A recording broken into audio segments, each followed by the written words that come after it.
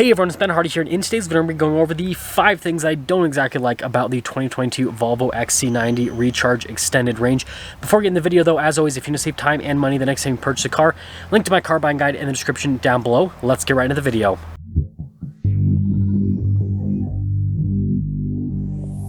So the first thing has to pertain to the leather.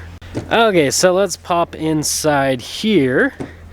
So you guys can see, very beautiful looking door panel, nice material use with the wood trim and with the leather. Now here's the first thing, is the back seats are actually different from the front seats. The front seats are perforated, and sorry, the lighting you guys probably can't see very well, but just trying to make a point here. The back seats aren't perforated like the front seats, so there's actually like an appearance difference with the seats, which I think is kind of weird, and these are really smooth to the touch.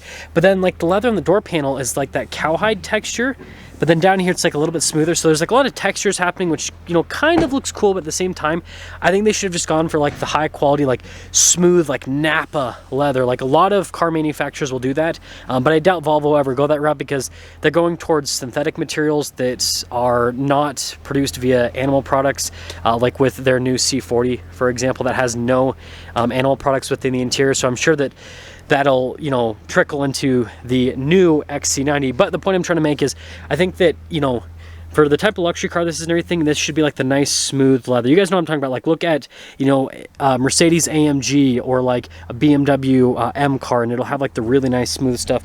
And then again, here at the front seats, you guys can see it is perforated down the center portion. I think they should have just kept that through the middle seats in the back, just for design purposes, so it kind of like all matches. I understand this is for the air condition function, but yeah, I don't know, little bit of interesting stuff happening there. Now the number 2 thing is the acceleration feel. So the hood is really annoying to pop, so I'm not going to pop the funky hood again, but I just want to quickly talk about the acceleration feel. So first off, you guys don't know, this is powered via a turbocharged 4-cylinder and a hybrid system. Total system output 455 horsepower and then 523 pound-feet of torque. So on paper it sounds great, but here is the deal. And actually, if I start it up, this will show you guys a little bit better. Okay, so you guys will notice that it'll show me my gas range, and then right now I don't have any battery range, but we've got some different drive modes. The default drive mode that I'll usually put it in is the hybrid mode, and what you really feel from an acceleration perspective is it tries to, which makes sense because it's trying to be economical, it tries to keep it in electric power for as long as possible and not use gas power.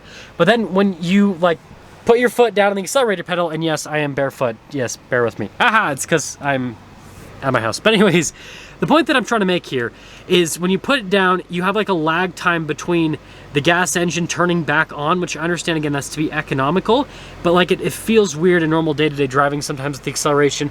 There is a power mode, which will just turn the engine on and have the engine on all the time, but there is still a slight lag between the power coming from the electric side of things and then going into the gas side of things, because there is still turbo lag and all that kind of stuff, and it doesn't seem like they really mitigated the turbo lag too much, and so it's still kind of, it's like you get this like boost, it's like boost, and then it lets off for a second, and then you boost again. Basically, it's just strange. It takes some time to get used to. Now, number 3 has to pertain to the remote start function. Okay, so here's our key fob for the XC90, which I think is actually a pretty cool looking key fob, even though it kind of reminds me of the Mazda key fob, funny enough. But anyways, notice that we have our unlock function and lock function, and then this is to open up the hatch. There is no remote start function. I think this is such a weird misstep by luxury car makers, because a lot of luxury car makers actually have remote start for their vehicles via phone apps, but then they don't have it on the key fob itself. I just don't understand it.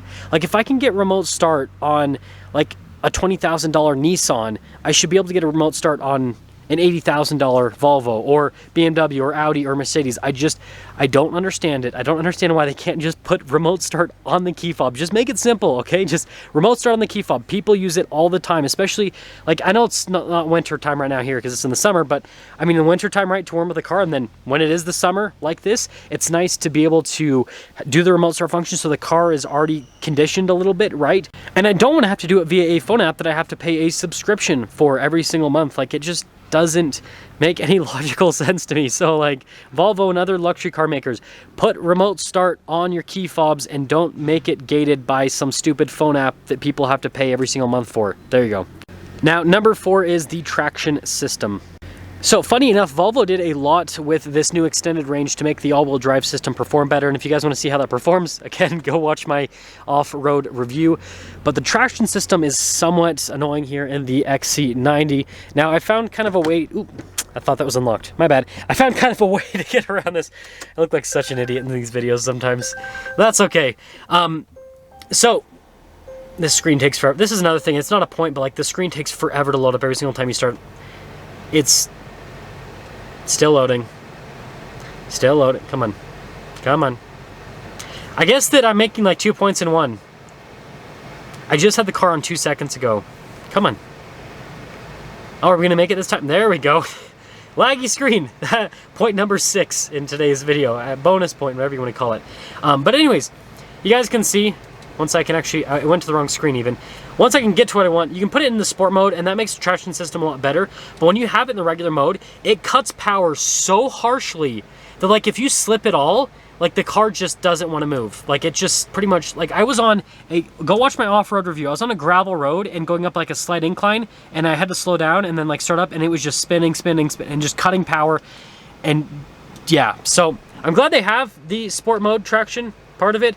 But yeah, the traction system in this, when everything's on, is beyond annoying. It seems like it's more annoying than what I usually see in other cars, but it's kind of like a modern car thing. But I thought I'd mention it, and I guess bonus point with the screen being super slow to load. Now, number 5 has to pertain to reliability concerns. Now, this point is pretty interesting because Volvo, I feel like, used to be known for reliability and safety. Now, they're still known for safety, but they're not exactly known for reliability anymore, and it's because they've gone towards pretty complex stuff with their vehicles. So first off, turbocharged engine, right? That obviously comes with its whole mesh of reliability issues, potential reliability issues, I should say. Hybrid system, combine the two, and right, that's asking for quite a bit. Then this also has air suspension, and then obviously it's got, well, it's a plug-in hybrid, that's another thing. And then it's got all this cool tech, right? It's got this full digital gauge cluster. It's got this infotainment system with a 360 camera system, right? It's got all this fancy safety tech as well. Panoramic sunroof.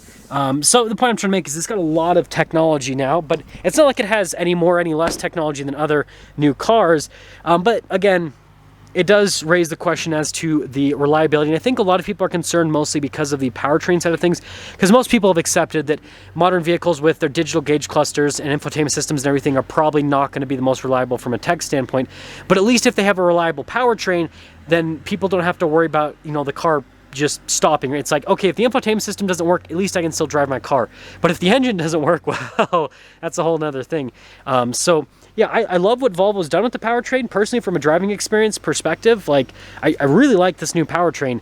But again, we don't really know long-term reliability. We don't, like this engine, like I could be making this video now and 10 years from now, this video could look really stupid because this could be like the most reliable plug-in hybrid ever, or maybe it isn't going to be the most reliable plug-in hybrid ever. We don't know at this point, but yeah, it definitely is a concern because of the complexity of everything going in. That's going to sum things up for the 5 things that I don't exactly like about the Volvo XC90, and with that being said, I'll see all of you in that next video.